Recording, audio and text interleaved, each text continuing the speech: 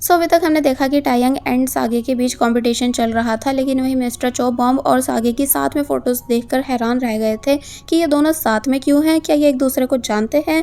नहीं, ऐसा नहीं हो सकता, मैं इन दोनों को क्लोज नहीं आने दूंगा, इसलिए मुझे जल्द से जल्द कुछ करना चाहिए।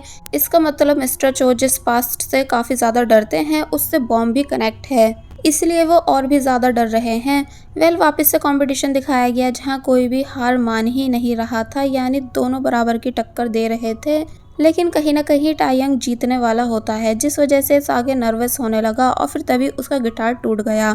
सभी लोग हैरान थे और फिर तभी सागे ने भी अपनी हार एक्सेप्ट कर ली कि मैं हार चुका हूँ। और फिर जब वो यहाँ से जाने लगा तो तब सागे की फैंस सागे के लिए काफ़ी ज़्यादा बुरा फील कर रही थी। अब नेक्स्ट सीन में हम देखते हैं कि सागे पोस्टर लगा रहा है क्योंकि वो अपना खुद का बैंड स्टार्ट करने वाला है, इसलिए उसने अपने क्लासमेट्स को भी पेपर दिए। फिर अब बॉम्ब दिखाई गई जिससे सागे मिलने आया है उसके वर्क प्लेस पर एंड बोला कि फिक्र मत करो, मैं हार चुका हूँ, इसलिए तुमसे कोई क्वेश्चन नहीं करूँगा। मगर फिर तभी पूछने लगा कि वैसे तुम्हें यहाँ की क्या चीज़ खाने में सबसे ज़्यादा पसंद है। तो तब बॉम्ब बोलती है कि तुम खुद से डिसाइड कर लो, और जब खुद पियानो प्ले करने बैठ गई तो तब सागे बॉम्ब को बस देखता ही रह जाता है, क्योंकि बॉम्ब काफ़ी अच्छे से पियानो प्ले कर रही थी।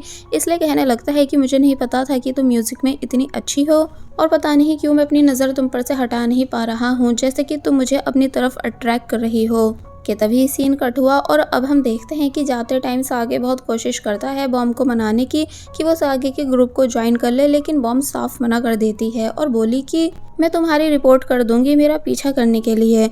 फिर जब ये दोनों यहाँ से चले गए तो पता चला कि मिस्टर चो इन दोनों को ही देख रहे थे एंड बहुत ही परेशान नज़र आ रहे हैं। फिर उन्होंने याद करा कि उस रात सागे ने कैसे बोला था कि मुझे सब याद आ चुका है कि 6 साल पहले तुमने मेरे साथ क्या करा था। तो वही रात में यही सब लाइन्स सागे को भी याद आ जाती हैं कि मैं उस रात मिस्टर चो से ऐसा बोल चुका हूँ। कि तभी उसे लगा कि उसके घर में कोई है, इसलिए जब वो बाहर आकर चेक करता है तो पता चला कि ये मिस्टर चो हैं।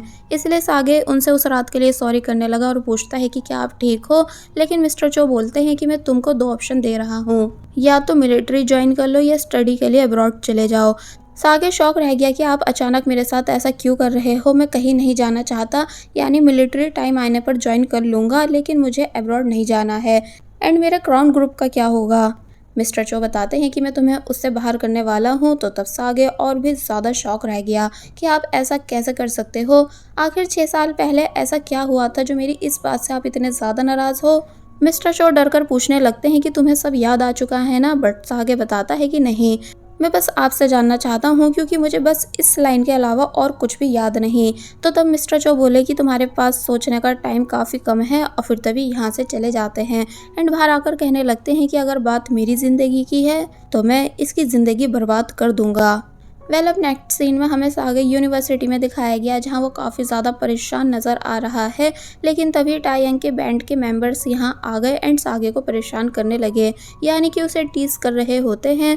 सागे उनसे मना करता भी है कि आज मेरा किसी से भी बात करने का मन नहीं है, लेकिन वो सुनते नहीं। और जब सागे को कुछ ज़्यादा ही परेशान करने लगे तो तब सागे ने उन्हें हल्के से पुश करा, बट वो दोनों ऐसे रिएक्ट करने लगे कि जैसे सागे ने उन्हें बहुत बुरी तरह मारा है, वो बुरी तरह इंजर्ड हो चुके हैं। साथ ही वो दोनों रिकॉर्डिंग भी करनी शुरू कर देते हैं। सागे इन दोनों को ऐसा करते हुए देखकर शॉक रह गया और रिकॉर्डिंग करने से मना करने लगा, पर देर हो चुकी थी, यानी कि ये वीडियो सब जगह वायरल कर दी जाती है सागे की इमेज खराब करने के लिए।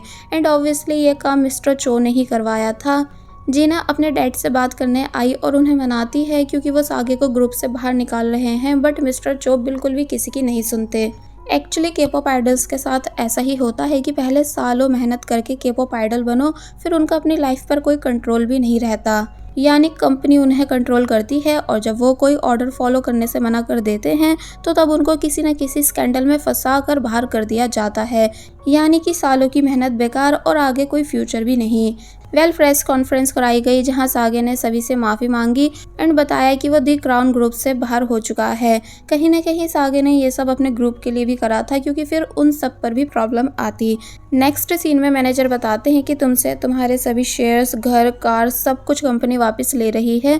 कॉन्ट्रैक्ट कैंसिलेशन फीस भी हाई थी, इसलिए वहाँ भी तुम्हारे बचे कुचे पैसे लग गए और अब बस ये ही थोड़े से पैसे तुम्हारे लिए बचे हैं। सागे उन पैसों को देखता है और उदास होने लगा।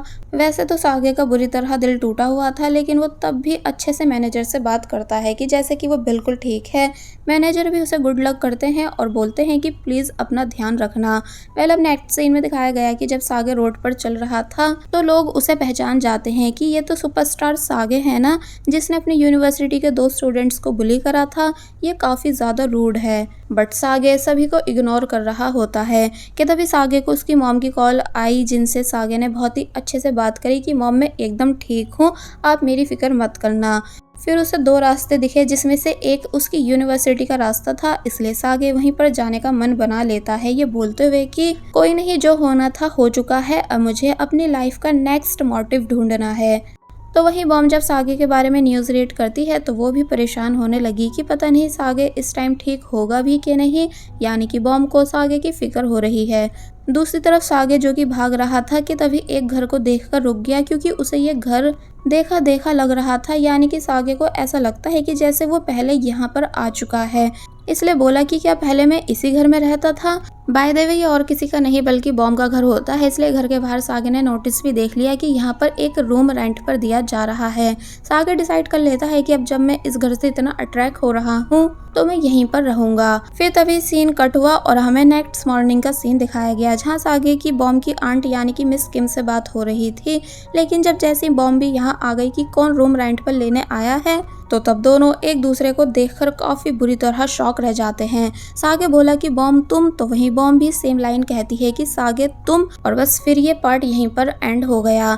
बट लास्ट में हमें कुछ सीक्रेट सीन्स भी दिखाए जाते हैं कि जब बॉम पहली बार यूनिवर्सिटी में सागे से मिली थी तो तब उसने टायंग से बोला था कि तुम जाओ, मैं अभी आती हूँ, और फिर जल्दी से वापस पीछे जाती है एंड सागे को देखने लगी, क्योंकि उसे यकीन नहीं आ रहा था कि मैं अभी अभी जिस लड़के से मिली हूँ वो सुपरस्टार सागे है।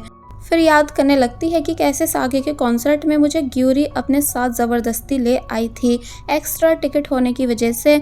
बॉम बोलती भी है कि पर मैं सागे की फ़ैन नहीं हूँ, बट ग्यूरी बोली कि तुम आज से उसकी फ़ैन बन जाओगी। फिर जब कॉन्सर्ट स्टार्ट हुआ था एंड सागे फुल एक्टिवनेस के साथ परफॉर्मेंस दे रहा था, तो ये सब देखकर बॉम को वो पसंद आने लगा, यानी धीरे धीरे वो कॉन्सर्ट को एंजॉय करने लगी। फिर सागे बोलता है कि ये सॉफ्ट टॉय जिस भी लड़की के पास जाएगा उसके साथ में डेट पर जाऊंगा, और जब जैसे ही उसने उस सॉफ्ट टॉय को फेंका तो वो जैसे तैसे घूमकर बॉम के पास आ जाता है, जो देखकर बॉम काफ़ी ज़्यादा खुश हुई।